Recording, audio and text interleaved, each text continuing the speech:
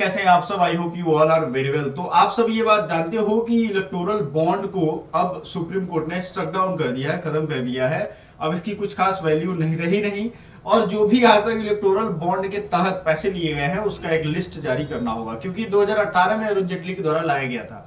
अब आपके लिए, चाहे आप लॉ का एंट्रेंस एग्जामिनेशन दो या कोई भी एक आम नागरिक हो, आपके लिए इसमें के जो जीके जीएस वाला पार्ट है वो जानने की जरूरत है। साथ ही साथ ये आपका अधिकार भी है कि ऐसे कानूनों को जाने जिसमें आपके इंटरेस्ट भी हो, यानी आप ही का पैसा पॉलिटिकल फंडिंग के रूप में जाता है या फिर किसी और का जाता है और उससे क्या देश पे प्रभाव पड़ता है। देखो, हर पॉलिटिकल पार्टी को, मैं इसी एक न्यूज की बात नहीं करूंगा, हर पॉलिटिकल पार्टी को अपना फंडिंग करने के लिए, आपको मालूम होना चाहिए, बड़े बड़े जलसे होते हैं, बहुत ज्यादा लोग आते हैं, उन सबको अरेंजमेंट करने में 10-10 करोड़ 20-20 करोड़ रुपए खर्च होते हैं सिर्फ एक पॉलिटिकल मीटिंग में। ये कम बता रहा हूं मैं, इससे ज्यादा भी होते हैं कभी कभी। बहुत बड़ी जन सैलाब जब होती है, गाड़ियों की व्यवस्था, उनके खाने पीने का, रहने का, पानियों की व्यवस्था, हर चीज वहां करना पड़ता है।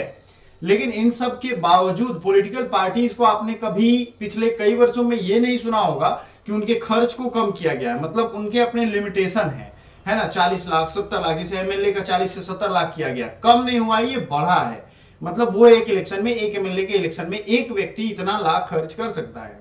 तो भाई इनको पैसा आता कहां से है? सवाल ये नहीं है कि पैसा आता कहां है। यहां जो इलेक्टोरल बॉन्ड थे इनको इसलिए हटा दिया गया क्योंकि ये एनोनिमिटी पे बेस्ड था। मतलब कौन पैसा दे रहा है और जो पैसा दे रहा है क्या उसका कुछ इनहेरेंट उद्देश्य है, वो क्यों पैसा दे रहा है, और एक ही बैंक के पास ये क्यों पावर है, और वो अगर पावर है तो क्या। अब सवाल ये है कि कहीं भी कुछ गड़बड़ी हो रही है तो ईडी और सीबीआई धमक पड़ रहे हैं, आपने देखा होगा बहुत सारे मामलों में।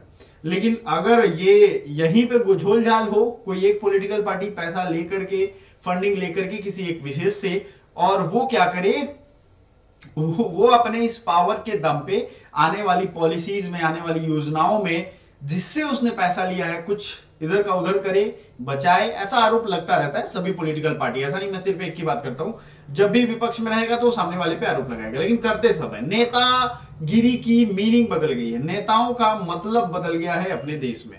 ठीक है, नेता मतलब गांधी जी का जैसा सोच था, नेता सर्विंग द पीपल था, ये सर्विंग द पीपल नहीं है, ये कुछ और कर रहे हैं, सर्विस नहीं कर रहे हैं जनता को।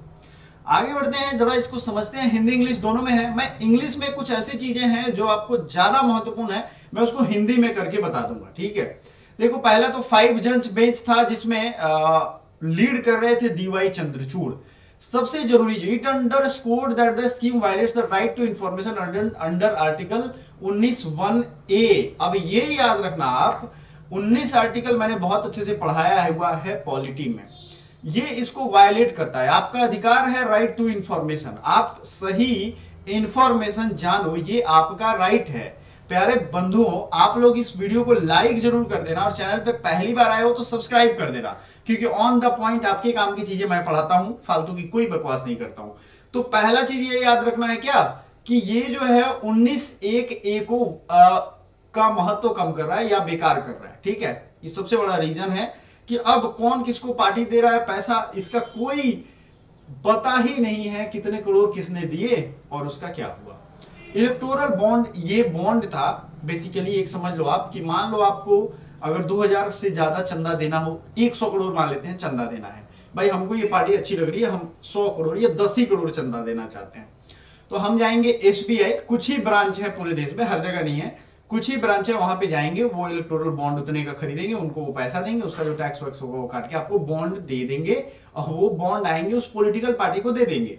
10 करोड़ का वो रसीद, मान लो बॉन्ड क्या रसीद दे देंगे, वो फिर पॉलिटिकल पार्टी ले जाकर के उसको क्या करेगी, कैश करा लेगी, समझे आप, चेक की तरह, उसको जाएंगे फिर से बैंक में। एसबीआई में ही ये फैसिलिटी है और कहीं नहीं, ठीक है। तो चीफ जस्टिस ऑफ इंडिया ने ये जो जजमेंट थी इसको लिखा, इसमें दो तरीके की बातें की गई हैं। जस्टिस संजीव खन्ना ने भी सपोर्ट किया है, and opinion arrived same conclusion, the court also struck down the amendments made to the income tax act. अच्छा, इसके लिए इनकम टैक्स एक्ट में भी सुधार किया गया था, इसको भी इन्होंने खारिज कर दिया, खत्म कर दिया। रिप्रेजेंटेशन पीपल एक्ट में भी सुधार किया गया था, इसको भी खत्म कर दिया। Advocate Sadan Farasat, who represented CPIMN in the case, told The Hindu that the verdict allows the more informed decision and facilitate a more level playing field for political parties in the run up to the general election this year. अब जाहिर सी बात है सबके चिट्ठे खुलने वाले हैं, किसने कितना पैसा लिया। अच्छा एक चीज और बात है, ध्यान देने वाली बात यह है कि जो सत्ता पक्ष की पार्टी है उसी के पास इस चंदे का सबसे ज्यादा पैसा आया है।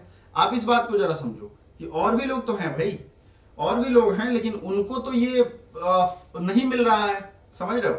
तो एक ही को क्यों मिल रहा है ये चंदे का फायदा, ये भी एक सवाल है। इस तरीके से तो मनी एंड मसल पावर होगा तो कभी भी एक पार्टी हमेशा हारेगी ही नहीं, है ना।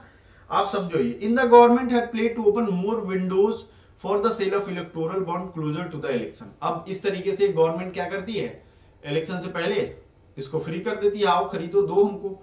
इन द लेट फरवरी और early March that kind of money can not be pumped into the system anymore. अब ये फरवरी और मार्च में नहीं आएगा इलेक्टोरल बॉन्ड, बैंक को भी सुप्रीम कोर्ट ने कह दिया है कि आप जारी नहीं करेंगे इसको। As reported by the Hindu alert, Bharatiya Janata Party has received 1294 crore through electoral bond in 2022-23। Actually 3 दिन पहले ये रिपोर्ट आई थी, द हिंदू में डेली पढ़ता हूं, और 2000 करोड़ से ऊपर बीजेपी को आया है। हालांकि सभी पार्टियों को आया ऐसा नहीं है, लेकिन इसमें इलेक्टोरल बॉन्ड के थ्रू इतना आया है। तो भाई जज तो पढ़ते ही है न्यूज़पेपर, उनका भी सोचने को मजबूर हो गए कि यार इतना इतना पैसा आ रहा है, ठीक है। तो it was nearly 54% of its total income during the year, 7 times higher than the rival Congress party. अब कांग्रेस अभी सत्ता में है नहीं तो उनको उनसे 7 गुना ज्यादा है ये। Violates of the right to information act.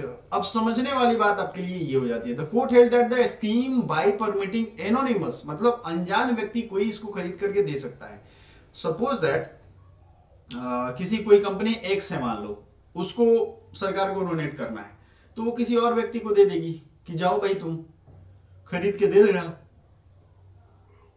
समझ रहे हो। लेकिन ये तो गड़बड़ हो रहा है, यहाँ पे गड़बड़ हो रहा है कि उस कंपनी के फायदे को अगर ध्यान में रखा जाए अगले इलेक्शन के बाद तो फिर दिक्कत हो जाएगी। The court headed the scheme by permitting anonymous political donations infringed upon the fundamental right to inform under article 19(1)(a) of the constitution. It pointed out that such a right is not only restricted to fulfilling the freedom of speech and expression but plays a key role in furthering participative democracy.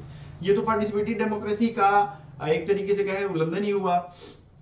ये restrict कर रहा है आपके freedom of right को, है ना। It highlighted the economic inequality, ये भी एक इकोनॉमिक इनइक्वालिटी को भी लीड कर रहा है अब पॉलिटिकल एंगेजमेंट लेवल पे, ठीक है। Because of the deep association between money and politics. अब पैसा और पॉलिटिक्स ये दोनों चीज जिसके पास आ गया वो तो समझ लो आप, ठीक है। As a result there is a legitimate possibility that financial contribution to a political party would lead to quid pro quo arrangements. ये जो है, अब आपको हमें कमेंट करके बताना है, जो लॉ वाले स्टूडेंट हैं, एक सेकेंड जरा, ये जो वर्ड है ना क्विड प्रो क्वो, इसका मैंने लीगल मैगजीन के प्लेलिस्ट में आपको पढ़ाया हुआ है, और ये आपको बताना पड़ेगा। इसलिए बताना पड़ेगा क्योंकि ये मैंने पढ़ाया है तो आपको बताना पड़ेगा। ये है लीगल मैगजीम, इसी को कहते हैं लीगल मैगजीम, और ये हर दिन यूज होता है वर्डिक्ट में। की टेकअवेज एंड एससी वर्ड देखो, सुप्रीम कोर्ट से the electoral bond scheme violates right to information freedom speech and expression under article 19(1)(a) of the constitution. It can lead to quid pro quo. अब जो है, the court rules that amendment to the companies act which allows blanket corporate political funding is unconstitutional. blanket corporate funding मतलब कितना दे रहा है किसी को कुछ नहीं पता चल रहा है। The Chief Justice also rejected the argument of the center that due to the expressed anonymity of the bonds, political parties do not know the identity of the donors.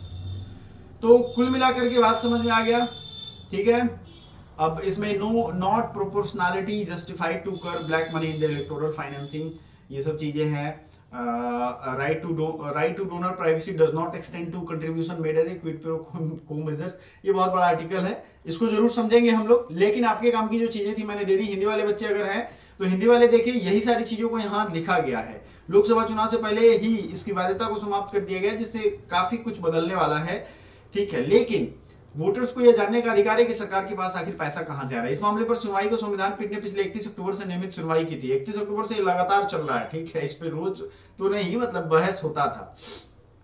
पहले सुप्रीम कोर्ट ने कहा था कि चुनावी bond योजना के तहत एक दिक्कत यह है कि चयनात्मक गुमनामी और चयनात्मक गोपनीयता प्रदान करती है। नियम में भी 1% वोट मिलने की शर्त। योजना ने 2 जनवरी 2018 को सरकार ने मतलब इसको लाया था, अधिसूचित किया था। इसके तहत जो है चुनावी बॉन्ड को भारत का कोई भी नागरिक या देश में स्थापित कोई इकाई खरीद सकती थी। कोई भी व्यक्ति अकेले या व्यक्तियों के साथ संयुक्त रूप से चुनावी बॉन्ड ही खरीद सकती थी। मान लो अकेले नहीं खरीदना है, सब लोग मिलकर खरीद लिए। ये जो है जन प्रतिनिधित्व कानून 1951 की धारा 29A के तहत पंजीकृत राजनीतिक दल चुनावी बॉन्ड स्वीकार करने के पात्र थे। शर्त बस यह थी कि उन्हें लोकसभा या विधानसभा के पहले चुनाव में कम से कम 1% वोट मिले हों, मतलब उनको 1% वोट मिला हो तभी वो कर सकते हैं। चुनावी बॉन्ड को किसी भी पात्र राजनीतिक दल द्वारा केवल अधिकृत बैंक के खाते में भुगतान कराया जा सकता है, सारे बैंकों में नहीं होगा ये। बॉन्ड खरीदने के पखवाड़े भर के भीतर संबंधित मतलब 14-15 दिन अपने रजिस्टर्ड बैंक खाते में जमा कराने की अनिवार्यता। अगर पार्टी इसमें विफल रहती तो बॉन्ड निरर्थक और निष्प्रभावी यानी रद्द हो जाता था। 15 दिन में नहीं किया तो ये गायब हो जाएगा। क्या होते हैं इलेक्टोरल बॉन्ड? साल 2018 में इस बॉन्ड की शुरुआत हुई थी। पीछे का मत यह था कि इससे फंडिंग में पारदर्शिता बढ़ेगी, मतलब अरुण जेटली काफी कुछ उन्होंने ठीक किया। सॉरी, लेकिन हमें नहीं समझ में आता है ये चीज कि अगर पॉलिटिकल फंडिंग यानी राजनीतिक पार्टी को पैसा अगर छुपा के दिया जाएगा तो इससे पारदर्शिता कैसे आएगी? ये तो साफ साफ किसी अंधे को भी समझ में आ जाएगा। पैसा अगर छुपा के किसी को दे तो वो पैसा दिखेगा कैसे? यहाँ पे क्लियरली उन्होंने ये कहा था कि पारदर्शिता बढ़ेगी। कैसे पारदर्शिता बढ़ा भाई? सीधे तो एक डेटा आएगा कि इतना करोड़ इनको दिया, इतना करोड़, इससे पारदर्शिता कैसे बढ़ेगी?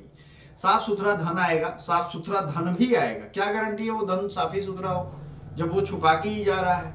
इसमें व्यक्तित्व, कॉर्पोरेट और संस्थाएं बॉन्ड खरीदकर राजनीतिक दलों को चंदे के रूप में देती थी। चंदा देना गड़बड़ नहीं है, क्योंकि उनको अपने काम करने के लिए तो चंदे चाहिए ही, लेकिन ये तरीका पारदर्शिता कैसे लाएगी? थोड़ा ये सोचने वाली बात है, थोड़ा नहीं बहुत सोचने वाली बात है। और कोर्ट ने तो अच्छे से सोच लिया है, इसलिए गया ये। ठीक है, क्यों जारी हुआ था इलेक्टोरल बॉन्ड? ये चुनावी व्यवस्था में सुधार के लिए 2018 में आया था कि तत्कालीन मोदी सरकार ने इलेक्टोरल बॉन्ड स्कीम को अधिसूचित किया था। ये आपको पता था। बॉन्ड की खूबी यही थी कि कोई भी donor state bank of India से 1 करोड़ रुपए तक मूल्य के इलेक्टोरल बॉन्ड खरीदकर अपनी पसंद के राजनीतिक दल को चंदे के रूप में दे सकता था। यह व्यवस्था दानकर्ताओं की पहचान नहीं खोलती। अब जो पैसे दे रहे हैं उनके बाद पता नहीं चलेगा। इसे टैक्स से भी छूट प्राप्त है। क्या बात है, जबरदस्त। आम चुनाव में कम से कम 1% वोट हासिल करने वाले को यह मिलेगा। मोटा मोटा बात आप समझ लो, केवाईसी नॉर्म का पालन होता था। ये बॉन्ड कैसे काम करता था मैंने बताया है। 10 दिनों के भीतर एसबीआई की निर्धारित शाखाओं से चुनावी बॉन्ड खरीद सकती थी। जारी होने की तिथि